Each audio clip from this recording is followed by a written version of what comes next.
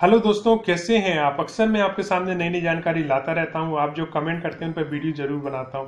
वर्ग 3 की आपकी तैयारी चल रही, उससे रिलेटेड छोटे छोटे क्वेश्चन आपके होते हैं, कन्फ्यूजन होते हैं, उन्हें दूर करने का प्रयास करता हूं।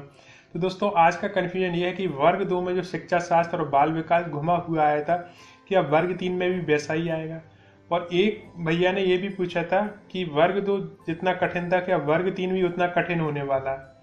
तो जहाँ तक कठिनता की बात करें दोस्तों, तो वर्ग 1 का जो लेवल था, हम कंपेयर करते हैं। वर्ग 1 का जो लेवल था वो सरल लेवल था इंटर का, और कठिन लेवल था आपके ग्रेजुएशन का। ठीक है। अब इसके बाद वर्ग 2 की बात करते हैं, तो वर्ग 1 से वर्ग 2 सरल था, क्योंकि वर्ग 2 का जो कठिन लेवल था वो इंटर था, और जो सरल लेवल था वो 10th क्लास तक का था। वर्ग 3 की बात करें तो वर्ग 2 से सरल होगा। इसका जो कठिन स्तर होगा वो 10th क्लास तक का होगा, और सरल स्तर 8th क्लास तक का होगा। ये हो गया वर्ग 3।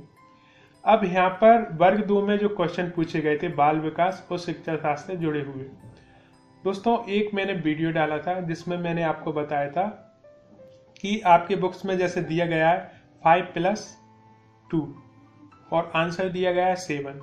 आंसर भी सही है, लेकिन यहाँ पर प्लस की वैल्यू आपको समझनी होगी।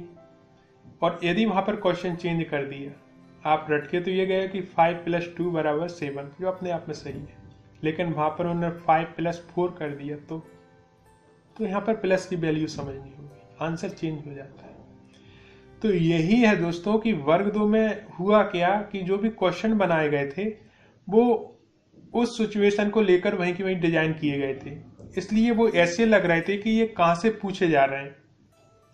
क्योंकि आम जो धारणा होती है वो ये होती है कि हमें जो क्वेश्चन है वो वही मिलना चाहिए जो हमने पढ़ा हुआ है।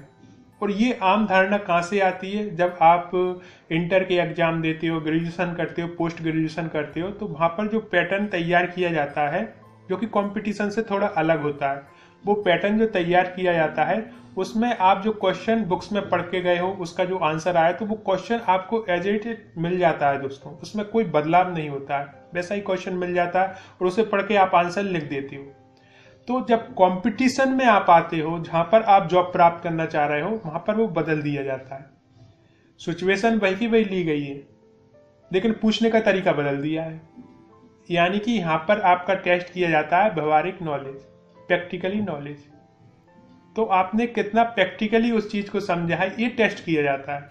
उन्हें भी पता है कि जहां तक रटने की बात आती है तो ये बेस्ट करेंगे अपने आप में, क्योंकि जहां पर रटने की चीज आती है तो वो रट सकते हैं, लेकिन जहां समझने की चीज आती है, प्रैक्टिकली नॉलेज जहां पर चाहिए, वहां पर वो टेस्ट किया जाता है। जैसे कि सी टेट में आप क्वेश्चन देखोगे दोस्तों, तो जो पढ़ के जाते हैं और उसे समझ के जाते हैं, बहुत से क्वेश्चन वहां पर चेंज हो जाते हैं। पूछ वही रहा है लेकिन पूछने का तरीका बदल देते हैं। तो इसलिए हमें लगता है कि जो क्वेश्चन पूछे जा रहे हैं वो नए हैं, ये मैच नहीं कर रहे हैं, वो नए नहीं है, तरीका नया कर दिया उन्होंने, पूछने का तरीका जो है वो अपने आप में अलग कर दिया। तो ये हमें व्यवहारिकता सीखनी होगी दोस्तों, चाहे आपका शिक्षा शास्त्र हो, चाहे आपका बाल विकास हो।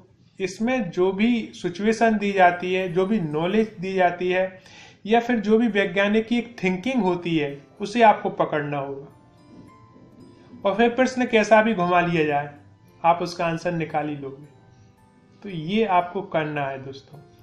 तो मैं आपको एक श्योरिटी की बात बताऊंगा कि वर्ग 1 का जो लेवल था उससे सरल वर्ग 2 का लेवल था। वर्ग 2 का जो लेवल था, चाहे हम किसी भी टॉपिक की बात करें, बाल विकास की बात करें या किसी भी टॉपिक में, उससे सरल होगा वर्ग 3। तो वर्ग 3 इतना कठिन नहीं होगा, लेकिन हाँ, तैयारी तो आपको उसी लेवल की करनी है। हर एक एग्जाम जो होता है उसे ये मान के चलें कि वो सिविल सेवा का ही एग्जाम है, तब आपकी तैयारी अच्छी हो पाएगी। कोई भी जो एक कहे कि टॉपिक से आपसे छूटना ही नहीं चाहिए, क्योंकि वर्ग 3 जो है एक गवर्नमेंट जॉब है, और उसके लिए जितनी भी मेहनत करनी पड़े आप कर ही रहे हैं, उसमें कोई कमी नहीं है।